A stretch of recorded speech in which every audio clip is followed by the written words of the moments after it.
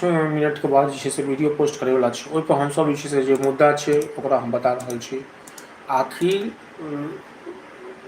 बिश्नोई अहाँ सब नाम बुझले मिल लॉरेंस बिश्नोई जे एक जे है से अपराधी छथि, जेल में छथि, लेकिन हुनकर खौफ ई छै जे हुनका बिना कोनो ब्रांडिंग के हुनका दिवाली एते ब्रांडिंग भेलै हुनका पर, हुनकर नाम पर, पप्पू यादव से लैक अभिनव बाबा सिद्दीकी के हत्या तक, जो हुनका कोनो प्रचार के कोनो प्रसार के कोनो दिवाली मनबै के टेंशन नहीं छै।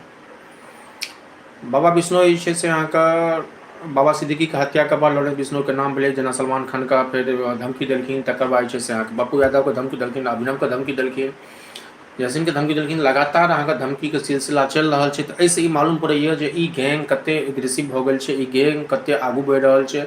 और ई दिवाली लोग सब जे छै से महा खुशी के मना रहा है, लेकिन वो गैंग में एते सेलिब्रेशन छै जे हरेक मीडिया के चैनल पर, हरेक यूट्यूबर के नाम पर लॉरेंस बिश्नोई नाम का शख्स का काबिलियत के संगे संगे ओकर बैकग्राउंड, ओकर पूरा कहानी छै से चल रहा है। लॉरेंस बिश्नोई के जन्म कहिया भेलै? 1992 भेलै।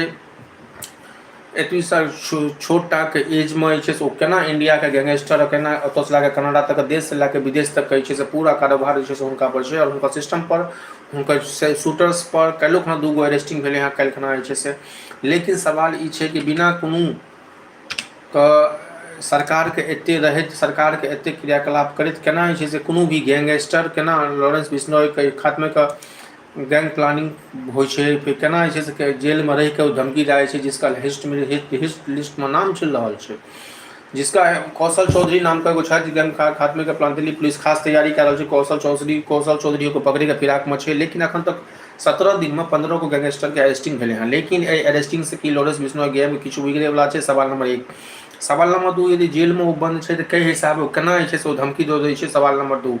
तेसर, केना वो हाई प्रोफाइल में है, बल्कि वो जेल के स्थिति देखू तो जेल में ककरो नहीं बुझल छै कि लॉरेंस बिश्नोई कोन सेल में रहे छै। एते सारा कर्फ्यू रहत, एते सारा प्रशासन शासन के रहत, केना छै पप्पू यादव को ऑडियो मैसेज ऐसा वायरल हो रहा है। तबा तो पप्पू यादव पे अपना बात से पाछू हट रहा है। पप्पू यादव कह रहा है कि हमरा से ककरो पर्सनली से हमरा कोनो मतलब नहीं है, जब तक जकर जे दुश्मनी है से लोग बुझाए। तो सवाल ये है दोस्तों कि आखिर लॉरेंस बिश्नोई का जे हिसाब नाम चल रहा है, लॉरेंस बिश्नोई जे हिसाब आगू बढ़ रहा है, आगू से ई मालूम पड़ैया जे आखिर एकर छवि केना आगू बढ़ रहा है। सवाल नंबर 1। सवाल नंबर 2 जे एगो ब्रांडिंग हो, हरेक चीज के अपन ब्रांडिंग हो, हरेक चैनल के अपन ब्रांडिंग हो, हरेक यूट्यूबर के एगो न्यूज रहे लोग रहे देखे के। लेकिन सवाल ई है कि जे हिसाब लॉरेंस बिश्नोई कहे से जे हिसाब लॉरेंस बिश्नोई कहे से अहाँ आगू बढ़ रहा है, लॉरेंस बिश्नोई के हरेक रोड मैप पर आगू बढ़ रहा है, ऐसे कहीं ना कहीं सवाल या निशान है यो। क्या कि जे महाराष्ट्र इलेक्शन से पहले जे हिसाब प्लस झारखंड का इलेक्शन से पहले ये सवाल चल रहा है। एक सेकंड।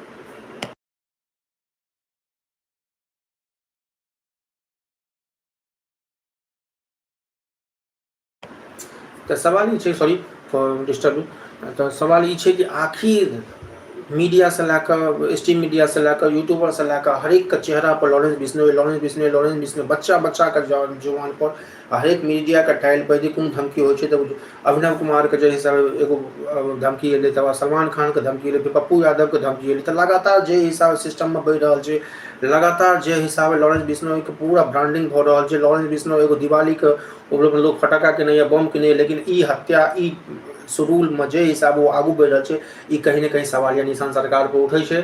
संगे संगे पप्पू यादव के जो धमकी भेटले हैं तक माहौल और गर्मा गल है कि झारखंड इलेक्शन का टाइम है, महाराष्ट्र इलेक्शन का टाइम है। लेकिन फिर हम सब कहे छी, लेकिन ई जे पहल है और ई जे गैंगस्टिंग चल रहा है, ई कहीं ना कहीं सरकार के सुविधा पर, सरकार के संविधान पर इहो सवाल उठबे छै। पप्पू यादव को सिक्योरिटी वाइस से जज दिल गए हैं, वो अपन दिल नहीं गए हैं, वाइस सिक्योरिटी उनको अपन गृह मंत्रालय से अथी कहे जज सिक्योरिटी है।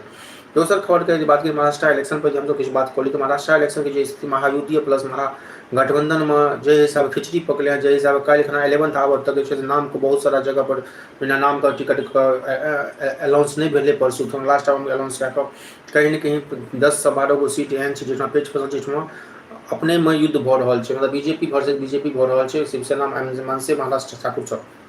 दोसर बात करिए हम झारखंड के इलेक्शन के यदि बात करी तो जे हिसाब पप्पू यादव चूड़ा प्रचार कह रहा है, पप्पू यादव को 9 गो लोकेशन पर लॉरेंस बिश्नोई अपन बता रहा है, तो कहीं ना कहीं सवाल या निशान है।